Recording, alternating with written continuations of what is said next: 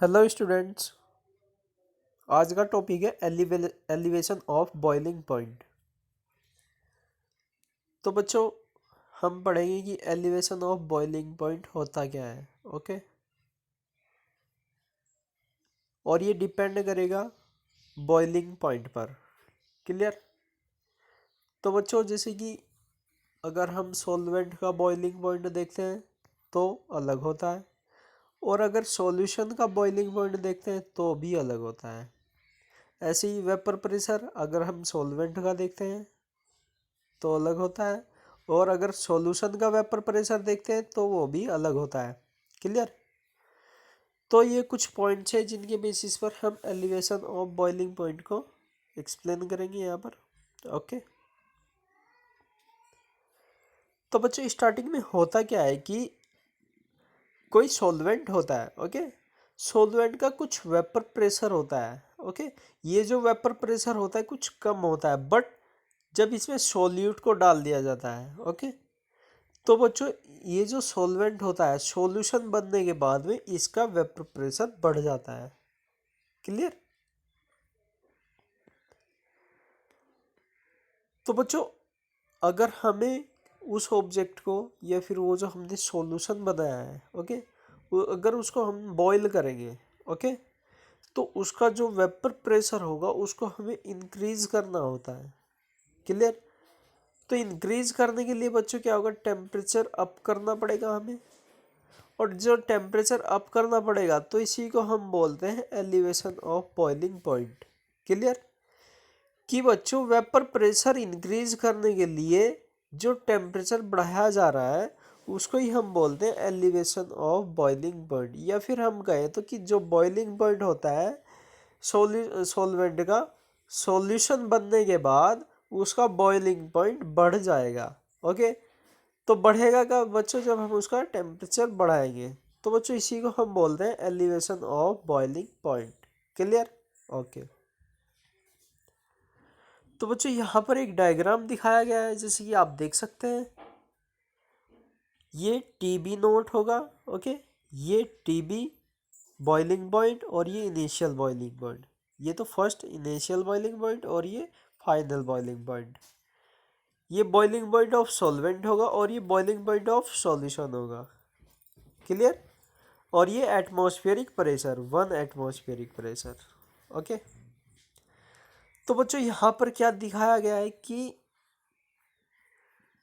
Initial जो हमारा temperature होता है उस पर सॉल्वेंट क्या करता है, बॉईल करना स्टार्ट हो जाता है। Okay, that means vapour pressure उसका ज़्यादा है, उसने बॉइलिंग पॉइंट होना स्टार्ट कर गया। ओके, बट बच्चों जब हम उसी सॉल्वेंट का सॉल्यूशन बना देते हैं तो हमें टेम्परेचर रेज करने की रिक्वायरमेंट होती है। अब ये जो हम टेम्परेचर रेज करते हैं इसकी वजह से ये जो सॉल्यूशन होगा इसका बॉइलिंग पॉइंट बढ़ जाएगा। ओके, तो बच्चों ये जो टेम्परेचर बढ़ा या फिर टेम्परेचर बढ़ाने के साथ साथ ये जो बॉइलिंग पॉइंट बढ़ रहा है इसी को हम बोलते हैं elevation of boiling point. The increase in the boiling point of the solution by increasing the temperature called elevation of boiling point which is represented on the graph. Clear. Okay. तो बच्चों अब हमें इसका एक छोटा सा डेरिवेशन करना है। ओके, तो फर्स्ट ऑफ ऑल बच्चों हम मानकर चलते हैं कि टीबी नोट बॉइलिंग पॉइंट होगा प्योर सॉल्वेंट का। क्लियर। और टीबी बॉइलिंग पॉइंट होगा सॉल्यूशन का। Sorry students. तो बच्चों जो डिफरेंस आएगा टेम्परेचर में ये होगा Tb minus Tb naught, solution का टेम्परेचर माइनस सॉल्वेंट का टेम्परेचर। क्लियर। तो बच्चों ये जो elevation of boiling point that means del Tb होता है ये डिपेंड करता है किस पर, मोलर कंसंट्रेशन पर। ओके, मोलर कंसंट्रेशन किसकी, सॉल्यूट की मोलर कंसंट्रेशन। तो बच्चों हम कह सकते हैं कि जो एलिवेशन ऑफ बॉइलिंग पॉइंट होता है ये मोलर कंसंट्रेशन पर डिपेंड करेगा, दैट मीन्स स्मॉल एम पर। Then del T B is equal to K B into m. K b is the constant of proportionality called boiling point, okay, boiling point elevation constant और molar elevation constant. Clear बच्चों? तो बच्चों जो केबी की unit होती है, केबी की यूनिट क्या हो जाएगी? किलोग्राम केजी पर मोल। क्लियर? ओके। तो बच्चों हमें क्या करना है, अब हमें molar concentration that means small m को फाइंड आउट करना है। तो इसके लिए हम लेकर आए हैं W2/M2 एंड W1/1000। तो बच्चों ये रेशो में आएगा, तब ये बनेगा W2/M2 और ये अपॉन में W1/1000। क्लियर? तो बच्चों ये आ जाएगा 1000 into W2/M2 into W1। Clear? Okay. तो बच्चों ये एम की वैल्यू हम पुट करते हैं एलिवेशन ऑफ बॉइलिंग पॉइंट में या फिर बॉइलिंग पॉइंट एलिवेशन कांस्टेंट के थ्रू। तो बच्चों ये आएगा बंद करके